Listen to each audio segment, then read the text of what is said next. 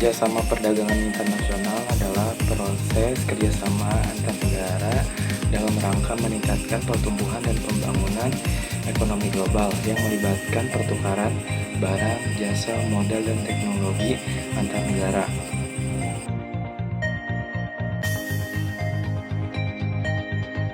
Manfaat kerjasama perdagangan internasional yang bisa didapatkan secara kerjasama ekonomi yaitu tidak hanya melibatkan investasi saja, ada keunggulan lain seperti masuknya dari negara berkembang ke negara maju.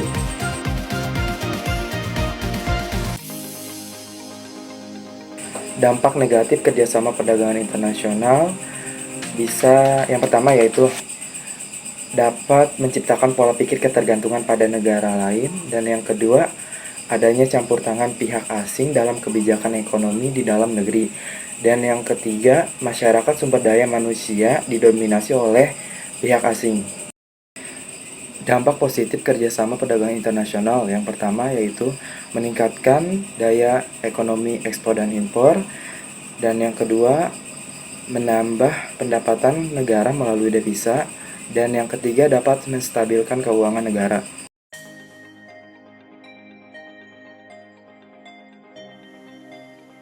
Bentuk kerjasama internasional ada 3. Yang pertama yaitu kerjasama bilateral, yang kedua kerjasama multilateral, dan yang ketiga kerjasama antar regional. Yang pertama, kerjasama bilateral adalah kerjasama ekonomi yang mengikat dan melibatkan dua negara di bidang ekonomi yang bersifat membantu dan timbal balik. Contohnya seperti Indonesia dan Korea Selatan. Yang kedua ada kerjasama multilateral, adalah kerjasama yang mengikat banyak negara tanpa mengenal batas wilayah. Contohnya adalah General Agreement on Trade and Tariff atau sering kita sebut sebagai GATT. Yang ketiga ada kerjasama antar regional, adalah kerjasama ekonomi di antara dua kelompok kerjasama ekonomi. Contohnya yaitu kerjasama antara Eropa dan ASEAN.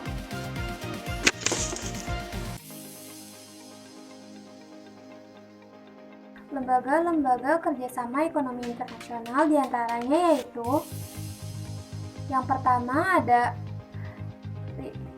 PBB, Perserikatan Bangsa-Bangsa. PBB merupakan sebuah organisasi internasional yang anggotanya hampir di seluruh negara bagian dunia. Lembaga Perserikatan Bangsa-Bangsa ini dibentuk untuk dapat menangani permasalahan hukum internasional, pengamanan internasional, perlindungan sosial bangsa-bangsa di seluruh dunia, dan lembaga-lembaga ekonomi. Yang kedua yaitu ada ASEAN. ASEAN merupakan lembaga kerjasama regional negara-negara Asia Tenggara di bidang seperti ekonomi, sosial, budaya, dan politik, yang didirikan pada tanggal 8 Agustus 1967 di Bangkok, Thailand.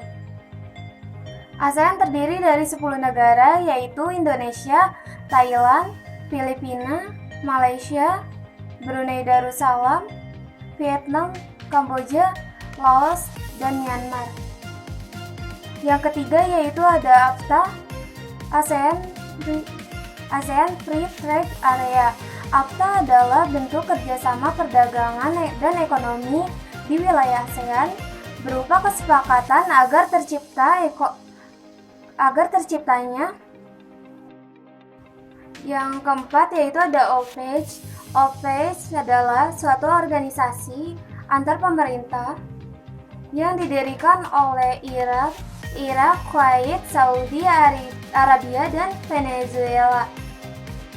Dalam pembuatannya, inisiatif Menteri Energi dan Tambang dari Venezuela, yaitu Juan Pablo Venezuela, dan Saudi Arabia Abdullah Al-Tariki. Lalu pemerintah dari Iran, Irak, Kuwait, Saudi Arabia, dan Venezuela bertemu di Bangladesh untuk mendiskusikan cara untuk meningkatkan harga dari minyak mentah yang diproduksi oleh negara-negara tersebut. Lalu yang kelima yaitu ada APEC, ASEAN Pacific Economic Cooperation. APEC adalah yang kelima yaitu ada APEC atau kerjasama ekonomi tahun 1989 atas bertujuan untuk mengukurkan pertumbuhan ekonomi dan mempererat komunitas antar negara di Asia Pasifik. Konferensi negara-negara kawasan Asia Pasifik yang dilaksanakan atas prakarsa Australia pada bulan November 1989 di Canberra merupakan forum antar pemerintah.